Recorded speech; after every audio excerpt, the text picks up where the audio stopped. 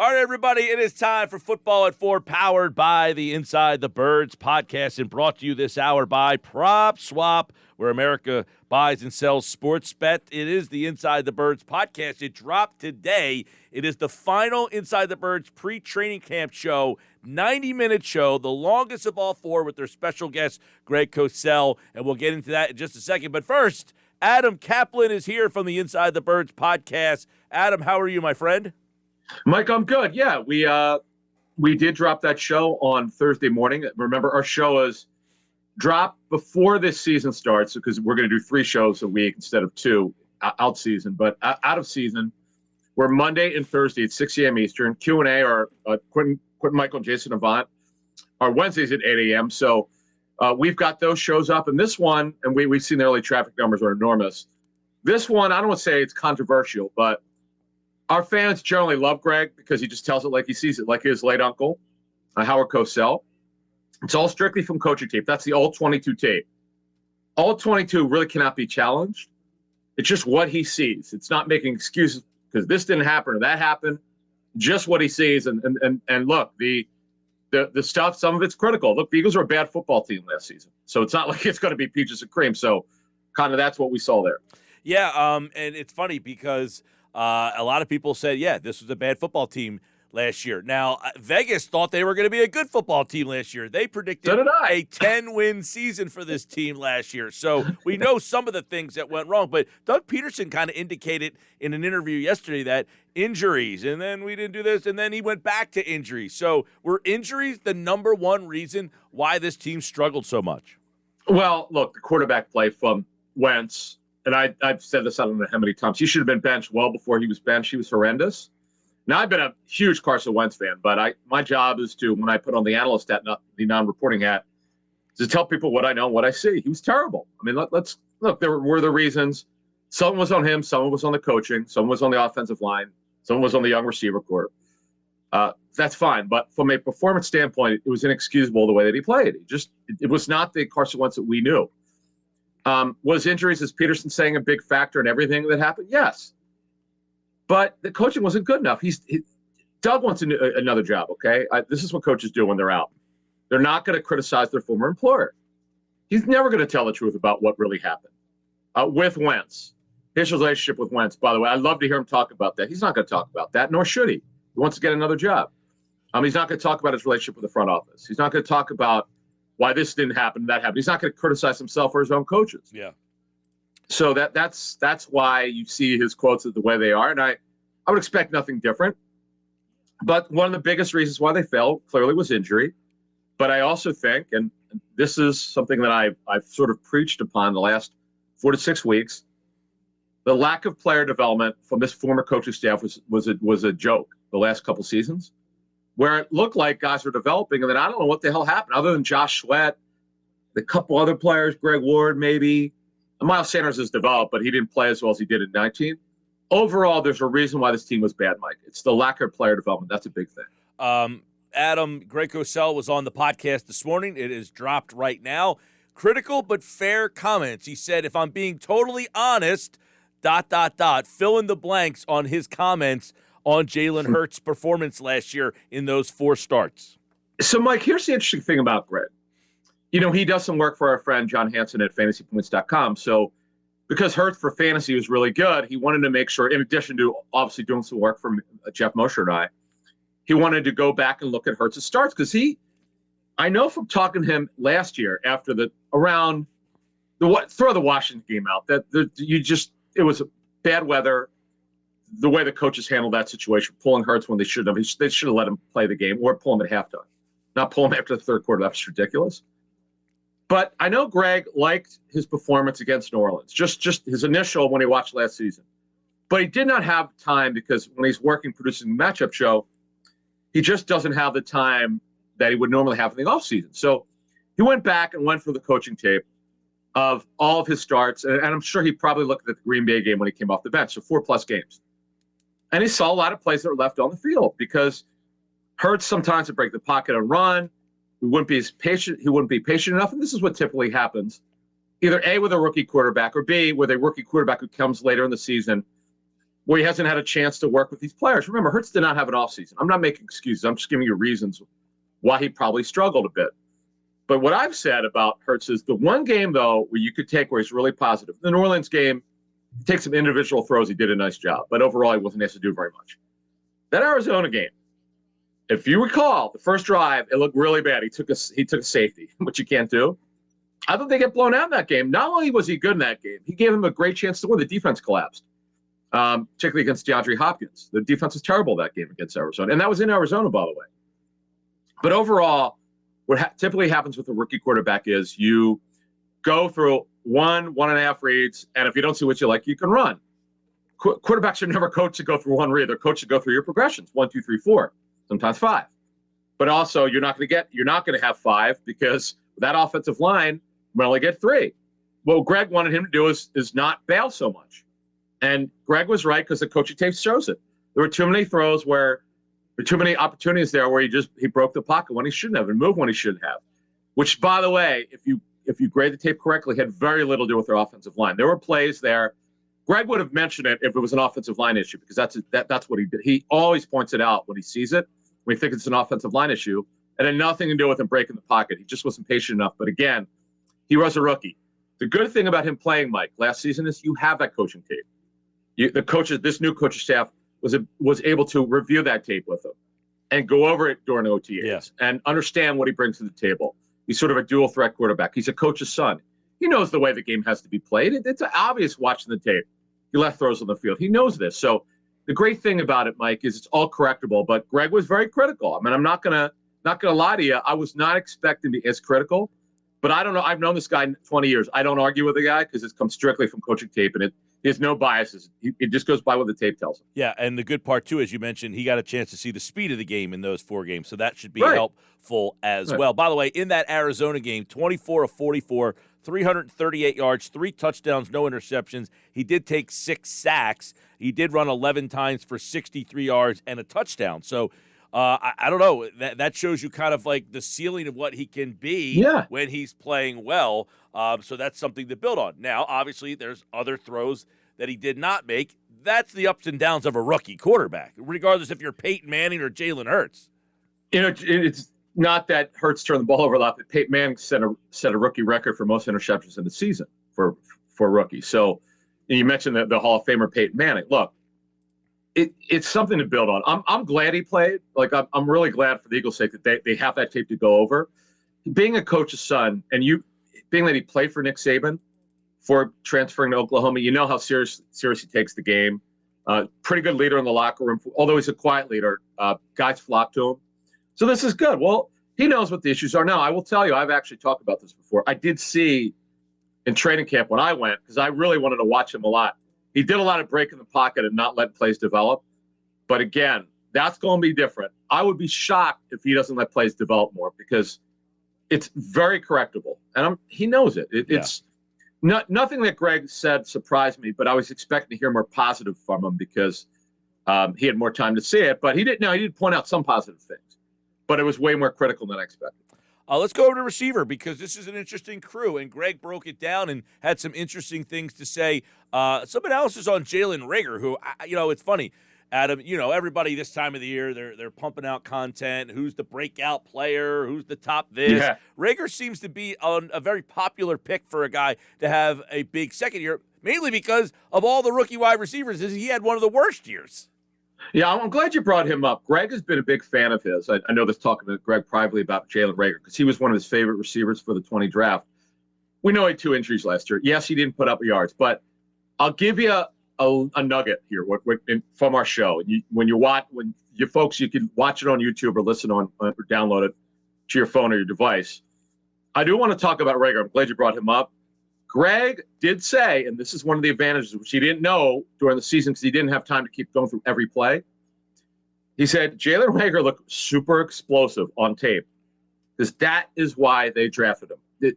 Time will tell. Right now, obviously, it looks like a mistake drafting him over Justin Jefferson, but the book isn't written, just like it wasn't written on Brandon Graham versus JPP. Now, obviously, the safety Earl Thomas is a different story, but if you remember, Mike, fans were killing them. Now, it wasn't just Earl Thomas. It was oh, JPP is a much better football player. Guess what?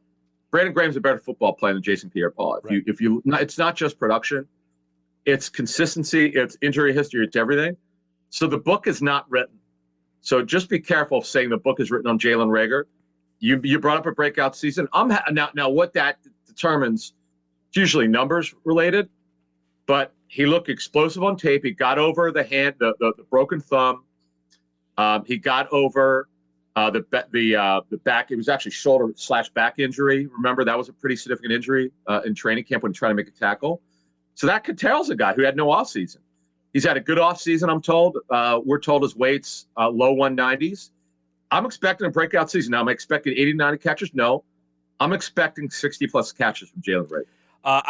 In listening to some of the things Cosell said on Fulgham real fast, he said, I like what I saw, can't speak to the work ethic, professionalism, or any of that. So, in other words, there were some rumbles that he didn't practice all that well, and maybe that was keeping him off the field. But it sounds like when he was on the field, Greg liked what he saw of him as a player.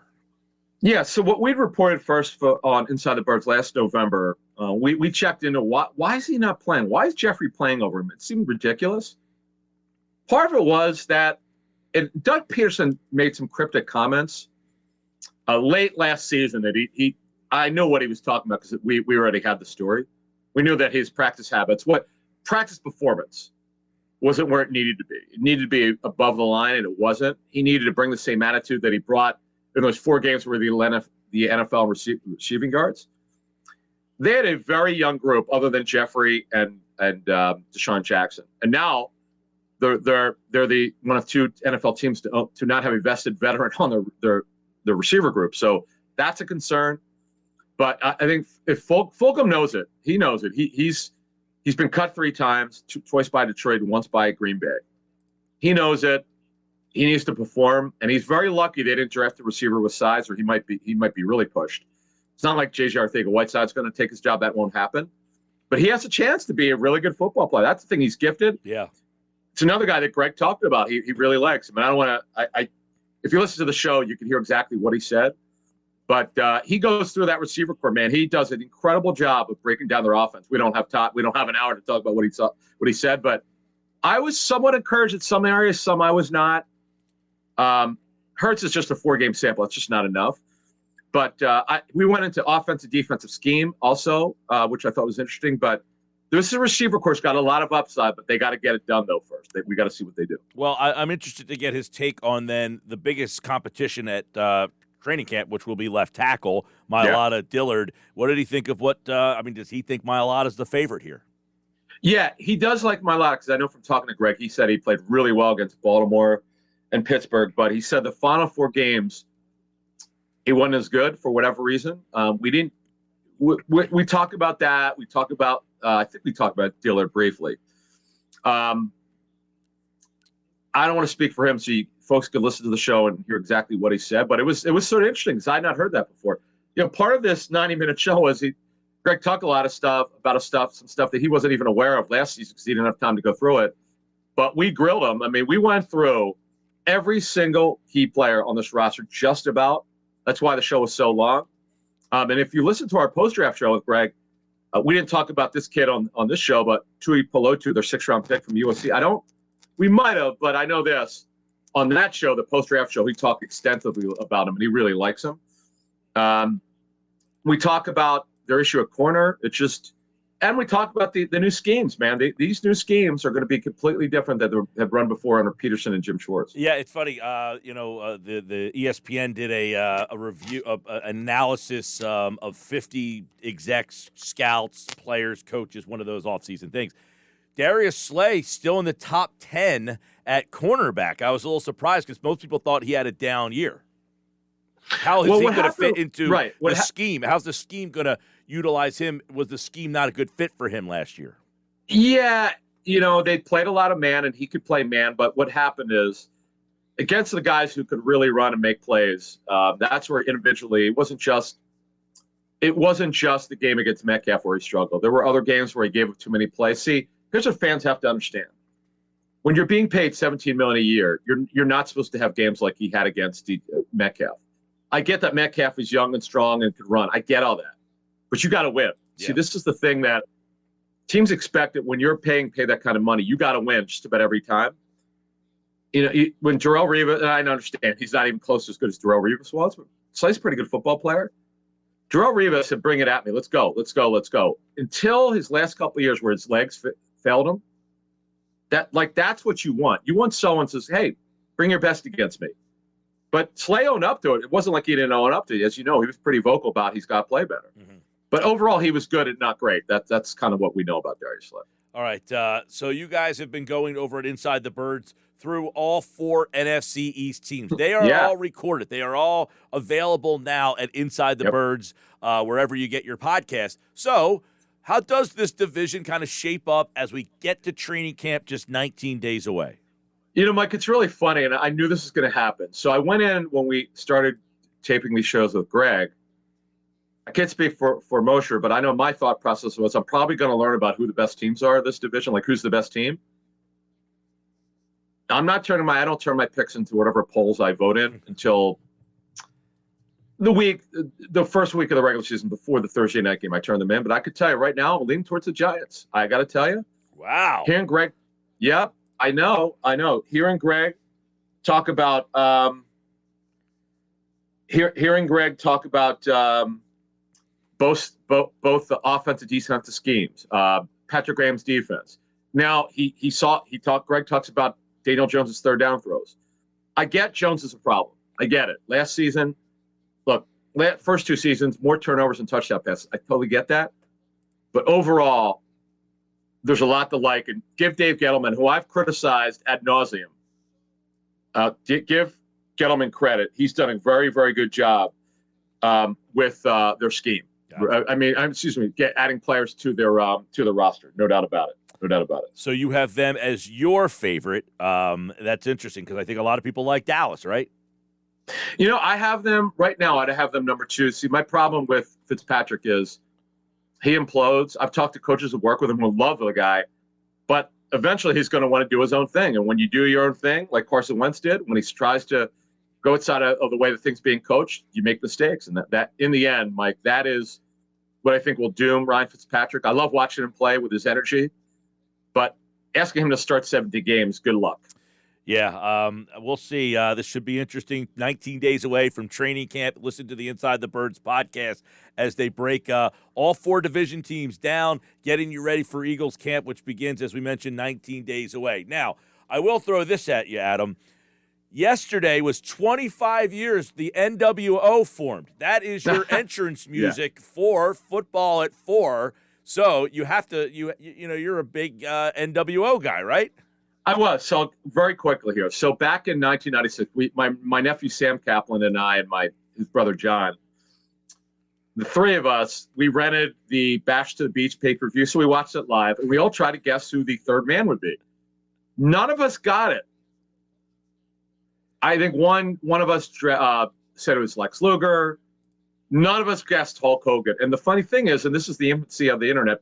Internet was basically about 2 years old by then. No one leaked it. There was no social media. And it was just shocking. We were so shocked that Hulk Hogan was the third guy because, he had not been a heel since 1980. I remember going to I'm old enough to remember I'm in maybe middle school. Maybe I was at Penn Charter then. I remember going to the Spectrum Wrestling to see Hulk Hogan fight Bob Backlund. Bob Backlund was the good guy, and Hulk Hogan was the heel. So this is how long, Hogan not being a heel is probably since 1981. And as you know, when he became the champion in 1983, he'd been a so-called babyface since then. And just to see it, and now, by the way, to hear the 83 Weeks podcast with Eric Bischoff and Conrad Thompson, you could hear them talk about it. But it was really cool. And then as you know, Mike, I went up working for WCW to ring the bell. I was there when Ric Flair left. I was there the night when Gary Capetta, who I don't know, but I need to talk to him at some point about this. When Gary Capetta, the ring announcer, had announced that Ric Flair was no longer with WCW. It was just, or he didn't show up. He's a no-show, and he was vacating the title. But I was there working the bell and as a timekeeper back in 1991. I mean, this is how long ago I go back with that thing. So I don't watch wrestling anymore, but I could tell you, that was super, super cool. Well, at that time, right now, you mentioned the 83 Weeks, which I listened to a lot. Have you listened to the new Jeff Jarrett, My World? I've not. The only podcast I listened to, because one of the reasons why I listened to the 83 Weeks podcast, because stuff you find out about when I was there, I always wondered about why they stopped doing house shows, because it didn't pay me very much. It might have paid me $50, $75 a night. Yeah.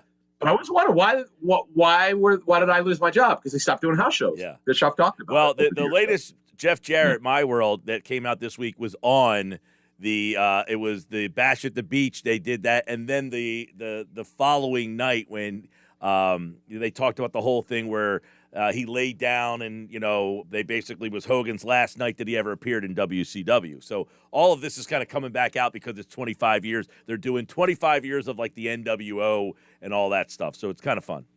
It is awesome. That had to be my favorite night of wrestling. When I got to give Bischoff credit. I never would have guessed it. For those of you who don't like wrestling, you're not liking what Mike and I are talking about. But for those, most people were aware of Hulk Hogan. I mean, my wife knows who he is. So Yeah. I mean, it's well, not I think a lot of the audience at that time would say, "I don't watch now," but then, Yes. I know what you guys are talking about. Well, I watch AEW because Tony Khan is a friend and Alex Marvez is a friend.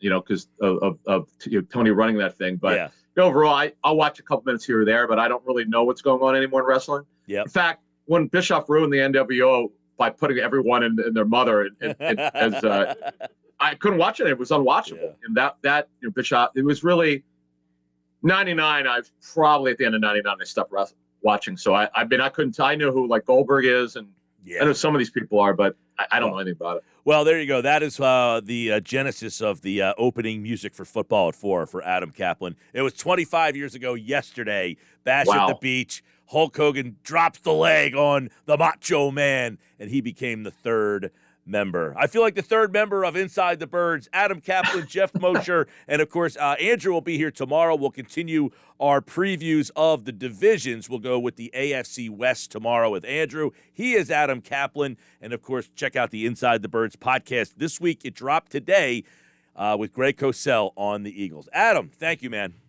Thanks, man. All right, Adam Caplan here on the Football at 4. It is powered by Prop Swap, America's sports betting marketplace. Sell your sports bet and take your profit. Find out how. PropSwap.com. Download the PropSwap app today. All right, coming up, do you remember what happened on this day, July 8th? Well, we told you yesterday the NWO was formed. Find out what happened today, coming up next.